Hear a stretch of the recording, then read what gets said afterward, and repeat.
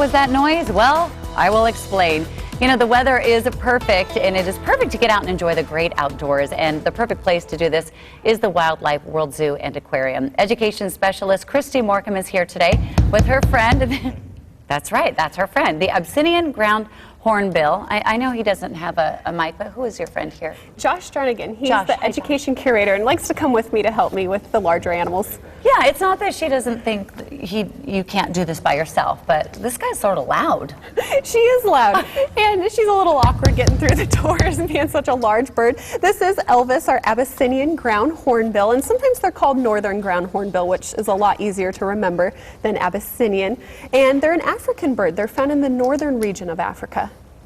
I'm fascinated. What is that? Is this like a gobble thing right there? It is her gular sac. Gular sac, okay. And that's how she's going to amplify sound. That and the horn on the top of her head, it's called a casque. And they Is her horn missing? It's an open casque, so that's how it's supposed to look. Some birds have a closed casque, and hers is a little funny looking being open, but that's how it's supposed to look. And right now she is actually demonstrating to you. What is she demonstrating? What she would do if she found a snake or a lizard out in the wild. Is she like showing off, or is she hoping that by doing that we'll throw a snake or a lizard out onto the studio floor? During the show, when she does it, she gets rewarded. We use positive reinforcement, and we demonstrate that in the shows. So that's her way of saying, look, I'm pounding on the ground. Can I have my reward now? Okay, what is he feeding her? Well, she has a variety of different treats. Her favorite things are peanuts, worms, Fruit Loops, Captain Crunch.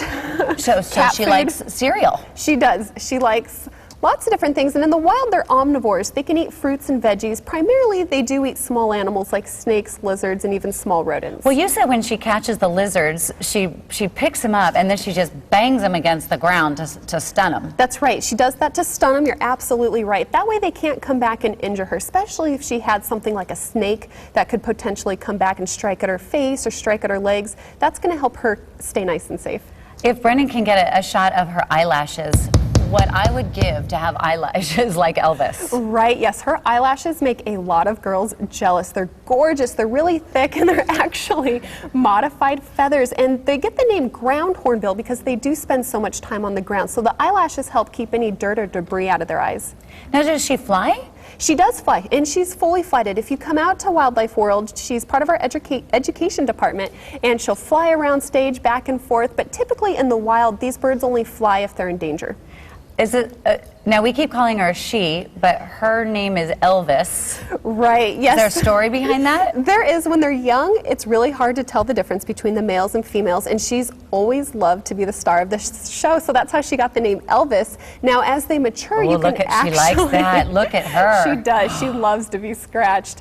But you can actually tell the difference between the males and females just by looking at them. The females have that blue gular region, and males have a bright red gular region. Really? Yes, so it's very easy to tell. We have both males and females back at Wildlife World. And it'll be easy for us to tell. One's blue and one's red. All right, well, I was actually thinking of taking the kids out there this weekend because it's going to be so nice. So perfect. And if the families are looking for anything to do this weekend, she's actually going to be out on Sunday at the Chandler Theater of the Arts for a Peter Gross event. He's the host of Mutual of Omaha's Wild Kingdom. Yes. So there'll be lots of different animals out there. It's going to be at 3 o'clock, so it'll be a great place to come out with the family. And we're going to have information on our website as well. Wildlife World Zoo and Aquarium at the corner of Loop 303 and Northern in Litchfield Park, 623-935-WILD.